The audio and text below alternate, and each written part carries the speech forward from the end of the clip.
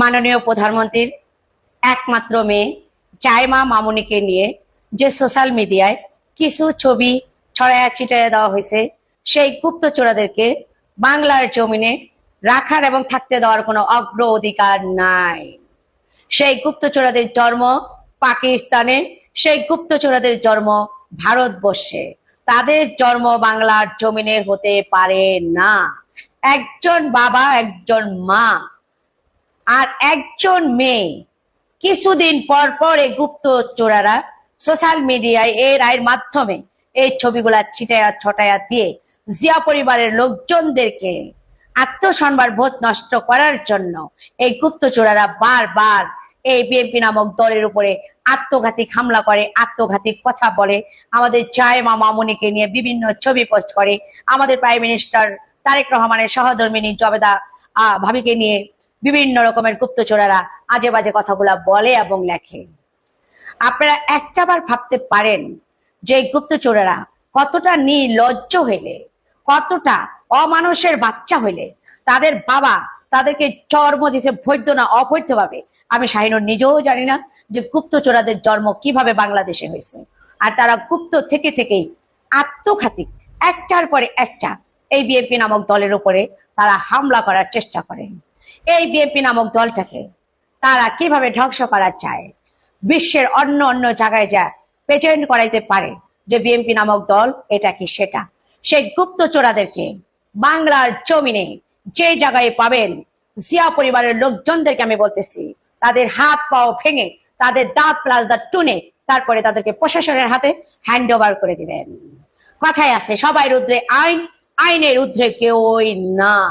থানায় যায় যারা পালাইছিল তাদের দাঁত মনে করেন প্লাস দাঁত টেনে টেনে তুলে ফেলবেন।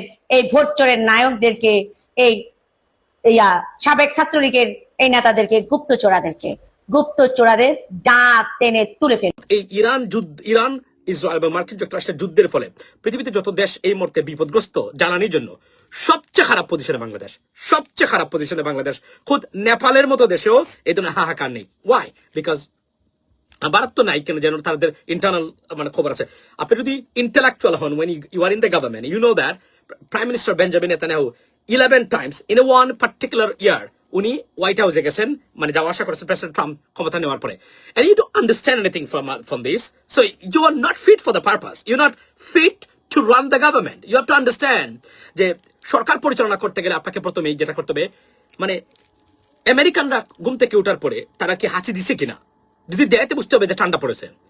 আপনি যদি এইভাবে ফলো করতে না পারেন, আপনি রাষ্ট্র পরিচালনা করে সফল হতে পারবেন না। এটা আমি বারবার বলেছি, আগেও বলেছি, এখন আপনাদের সামনে বলতে চাই যে আমরা we are very inflated nation that we don't have good leaderships and intellectuality নাই আমাদের রাজনীতিবিদদের ভিতরে, এবং we are a failed nation in terms of politics. এবং আমি আজকে বলে রাখি আপনাদেরকে, আমি যা দেখতে পাচ্ছি আর কি, এই যে বলছিলাম যে চতুর্দিকে গেঞ্জাম, সব দিকে, মানে আপনার is there any chance for না there would be a second key for round 2 war.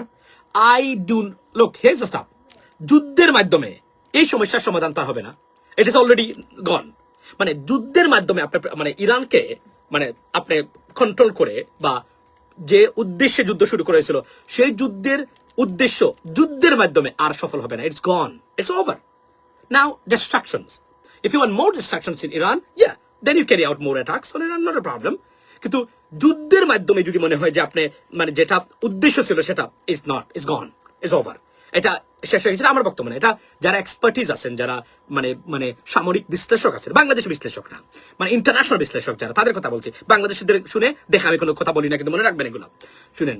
So কেননা বাংলাদেশি একটা অভিশপ্ত একটা জাতি, আমরা এতটাই মানে বাজে একটা দুর্নীতিগ্রস্ত জাতি। আমরা আমাদের আইডিওলজির জন্য আমাদের মানে আমার ভবিষ্যৎ, আমার সন্তানের ভবিষ্যৎ মানে টয়লেটে যাক, নো প্রবলেম। আমি অমুকের সৈনিক, আমি মুজিব সৈনিক, আমার বাবা মুজিব সৈনিক করে গেছেন। কপালপুরা মূর্খ অপদার্থ। আমি এটা মুজিব সৈনিক কেন বললাম, আমি একটা উদাহরণ দিলাম, খালি মুজিব সৈনিক না, সব সৈনিকের কথাই বলছি।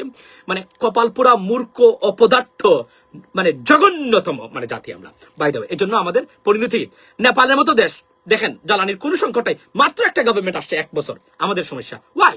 বিকজ আমাদের রাজনীতিবিদরা 80% চিকেন ব্রেন, মুরুগ তো বুঝেন, মুরগির ব্রেন মানে এতটুকু থাকে, মানে মুরগির চিকেন ব্রেন এতটুকু।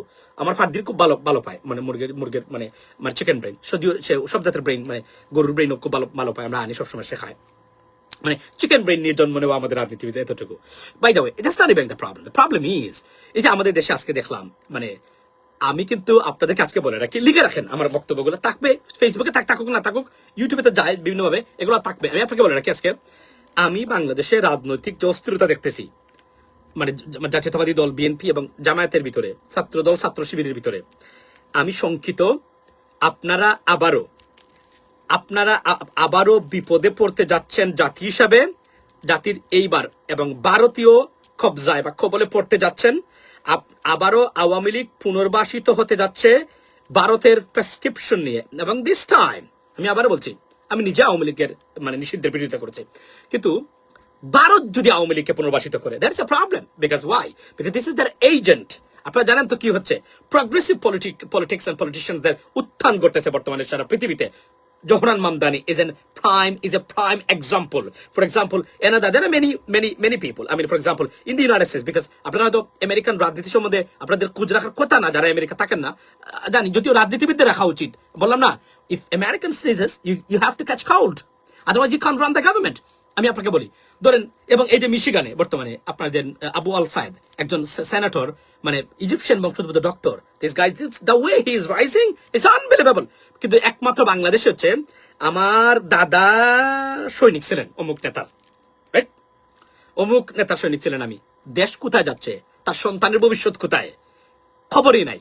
এত বড় গর্দভ পিতামাতা এবং ভাই বোন পৃথিবীতে কোথাও আপনি পাবেন না। মূর্খ জাতি পৃথিবীতে, এমন মূর্খতা আর ডিসকাস্টিং সাইকোলজি পৃথিবীতে একটা পাবেন না বাংলাদেশের মতো। আপনি এই জন্য আমাদের দেশ কোথায়, নেপালে হাহাকার নাই তেলের, কিন্তু আমাদের দেশে আজকে বাড়িতে ফোন দেওয়া যায় না, এর কাছে ফোন দেওয়া যায় না, তার কাছে ফোন দেওয়া যায় না। কোথায়? কারেন্ট নাই, মানে কি, ওয়াইফাই নাই, 40 ঘন্টায় নাকি বিদ্যুৎ নাই।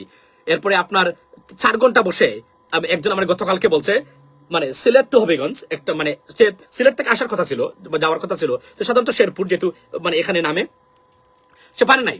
বিকজ 4 ঘন্টা পরে একটা হবিগঞ্জে গাড়ি, মানে বাস মানে আসছে, যেখানে প্রতি ঘন্টাতে 2টা আসে। ওয়াই? বিকজ জ্বালানি নাই। It is unbelievable. আপনি মানে আপনার কোনো আইডিয়াই নাই যে পৃথিবীতে মানে কোথায় যাচ্ছে। আপনার মানে এগুলা, আমি এগুলা বেশি বলি না, তবে বলা লাগবে হয়তো বা এক সময়। কিন্তু এখন আমি এতটুকু বলি যে আমরা খুবই, এবং আমি মূল জায়গাতে আসি, সেটা হচ্ছে যে আমি যা দেখতেছি বর্তমানে, আমি আপনাদের ভবিষ্যৎ নিয়ে শঙ্কিত। আপনাদের কাছে বলি, আমি শঙ্কিত আপনাদের ভবিষ্যৎ নিয়ে। যেভাবে আমি ছাত্র দল আর আমার ছাত্র শিবিরের ভিতরে এই যে দ্বন্দ্ব দেখলাম, why you guys are fighting for what? Why are you, I don't understand that. Why are you fighting?